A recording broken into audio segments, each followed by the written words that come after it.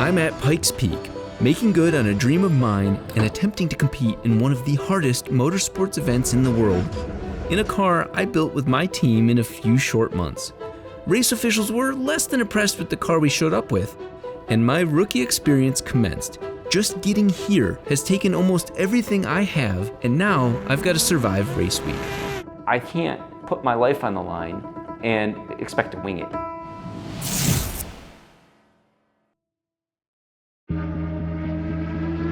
We are out at PPIR, which is Pikes Peak International Raceway, and while the sun is out here, kind of ominous clouds are over there. It is a blizzard at the top of Pikes Peak, and today my practice was canceled. We're using that opportunity to test the car with all the things that we had to do overnight. After rookie practice, we had yet more work to do on the car to get it race ready. The biggest issue to deal with was getting the heat out of the car. Our solution comes straight out of the fender with the exhaust. Next was going to paddle shifters. As fun as it is to bang through gears, I need to keep my hands on the wheel for this one. We also need to get more front aero to keep the car on the ground. Our work never stops. It's either on the laptop or in that late night in the shop where the real work gets done. So at this point, we're gonna go ahead and do another lap around in between, I think, some rain. Try and get out there for 20 minutes and see what gets too hot. Are things going up at the right rate? And so on. That said, I'm also going to enjoy the hell out of the car on the track.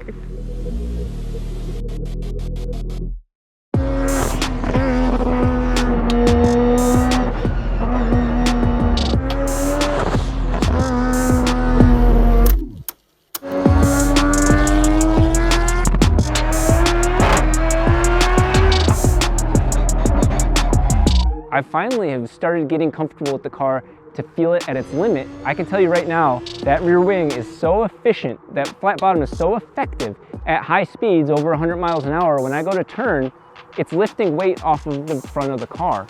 And we're gonna try and get the front wings on the car to balance that out a little bit. I mean, this is the fastest car I've got in the lineup right now. This right here is one hell of a weapon.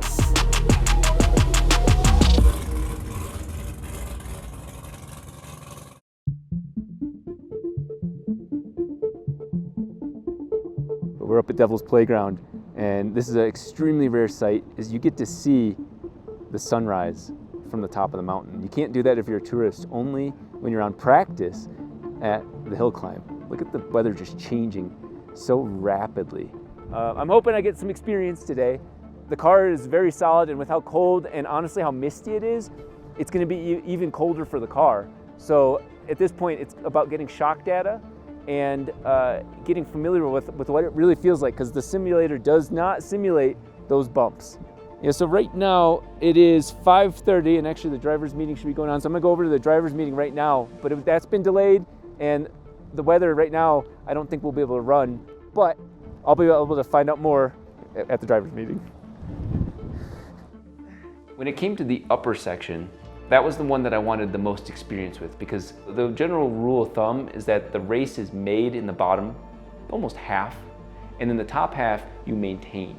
And I did not understand that, and I wanted to. I wanted to understand, why are all these guys saying, don't be a hero? And I've driven the sim so many times, I'm like, this shouldn't be that crazy.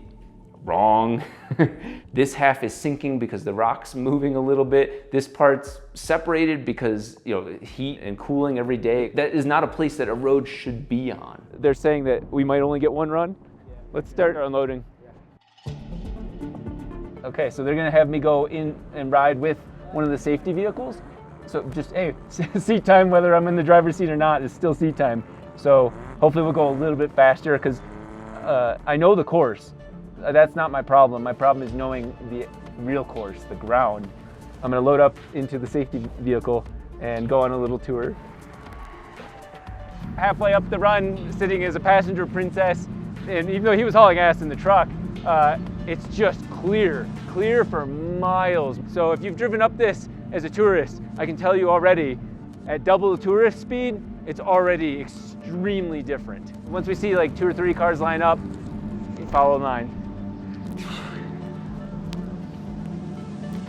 My little reverse tool barely works.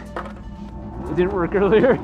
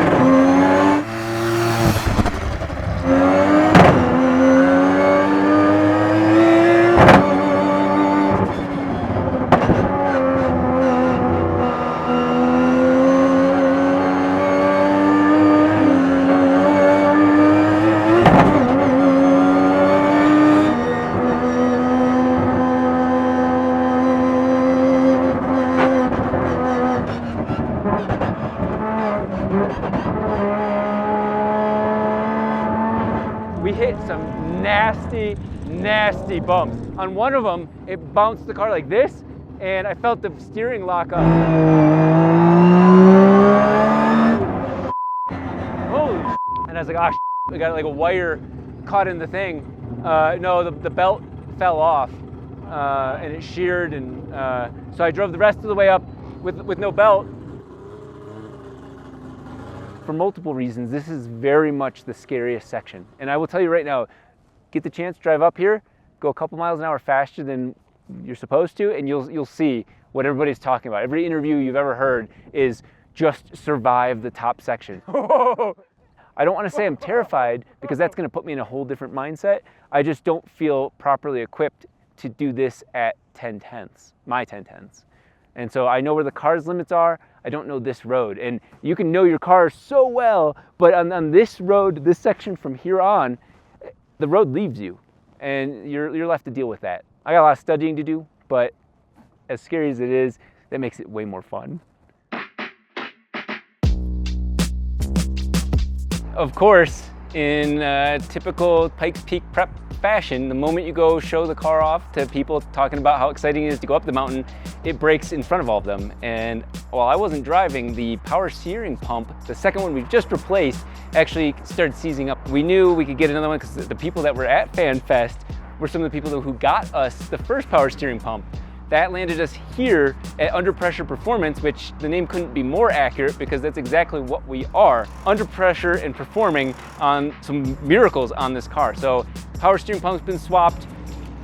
They're moving cars out for us. And what we're doing right now is trying to get everything else off of our bucket list to have this car working as best as possible before we unload it later this afternoon. I was gonna say fire it up for the last time, but I needed to fire up one more time after this.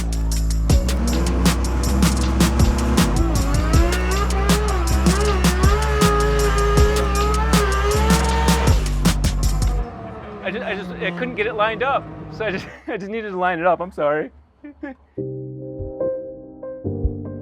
With almost 100% certainty, this is both my first and last time I will drive the entire stretch of the road from the starting line to the summit before the race. The first time I played the game, none of this. I couldn't tell you what turn is what. I couldn't tell you anything. The first time I drove this, I knew exactly where I was. And here's the infamous engineer's corner. A lot of people go straight off there thinking it's somewhere else. My race is to Devil's Playground. Whatever time I get there that I'm looking for in my head, that's where I'll judge myself. We are up at 14,000 feet and we have now made it to the summit of Pikes Peak, the finish line. This is extremely surreal because the first time I'd ever been to the summit was for a Top Gear episode. If that one moment led all the way to this, where I'm now in the driver's seat, and I'm taking my own car up the mountain. I'm one of the competitors. And there's the train whistle, meaning it's about time to go. And so, I don't know, I just want to spend a couple more minutes up here before the train leaves, before we go head back down. I can't wait to be back up here with the car.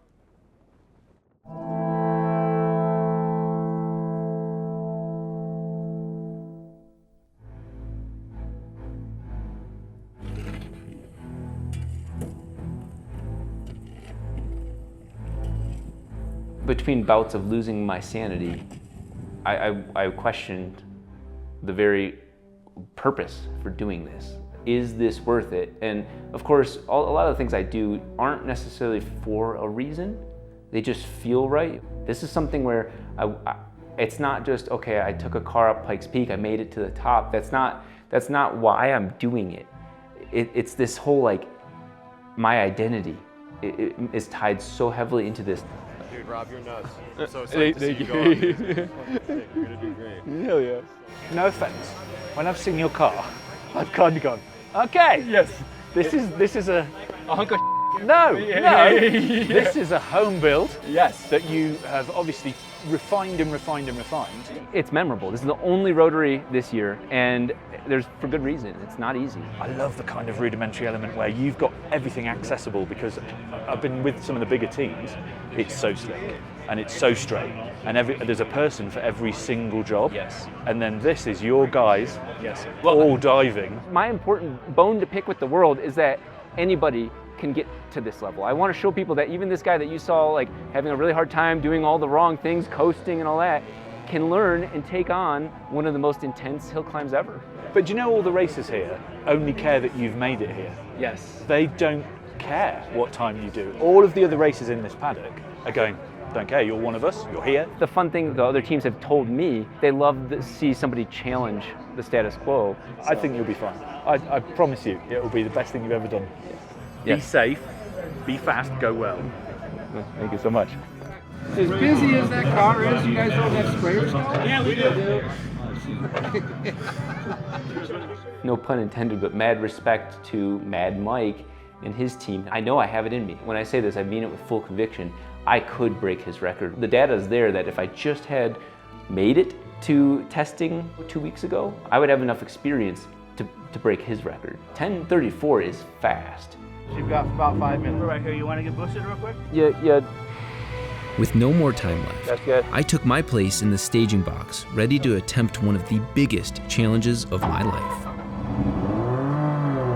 You know, David and Goliath, if this random guy without a professional team could take on the professional team, I mean, that's a spirit of competition right there.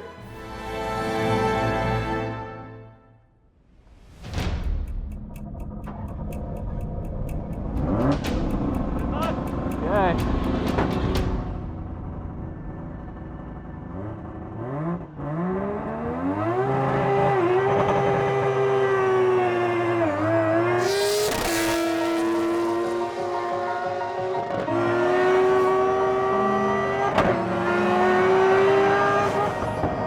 But here's Rob Dahm in his first year.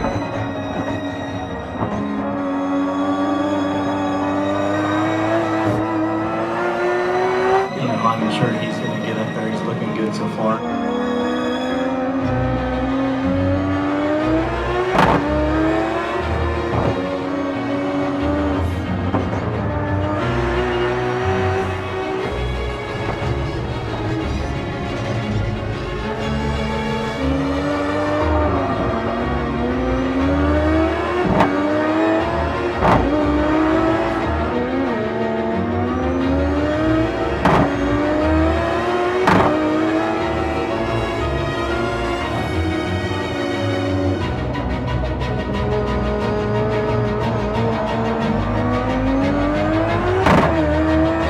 Number 146, the RX-7 in its inaugural attempt, is going to make it to the last corner here at the Pikes Peak International Hill Climb, and Rob Dahm has done it.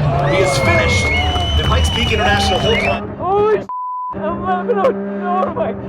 That time is going to put him at an 11:04.797. Oh my God, we did it. The car did it. I can't even collect my thoughts right now. The only thing I can tell you is that my coolant was bubbling up, ready to go over the top the moment I pulled into this parking lot. And so I get to be one of them. Instead of being media, I am one of the drivers. I'm not a YouTuber, I'm a driver, I'm a builder. And so right now, everybody's getting in their cars and we're going back down. And so I've got a lot more to say, but it's gonna take a little bit for me to collect my thoughts and catch back up with you guys.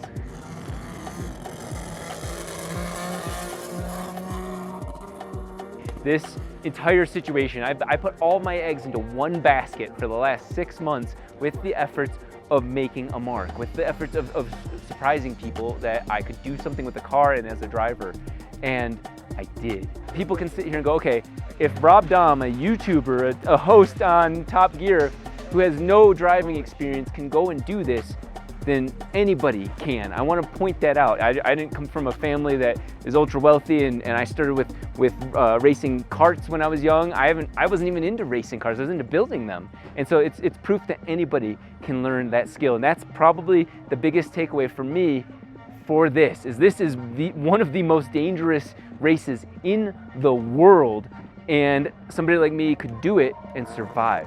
Another major point of positivity for me about this car is the epitome of American tunes. This car was tuned in the parking lot. We added these the day of. I was changing things in the map. I was enabling things. That's tuning. That's building a car with your own hands, and I don't want this to be the status quo, but I literally drove up there with the least amount of required time on that mountain with a car that had the least amount of time driven in this form and did that well. And so I think that gives everybody hope that if you have a project car and you get yourself into the wrong crowd, you can end up making it something like this.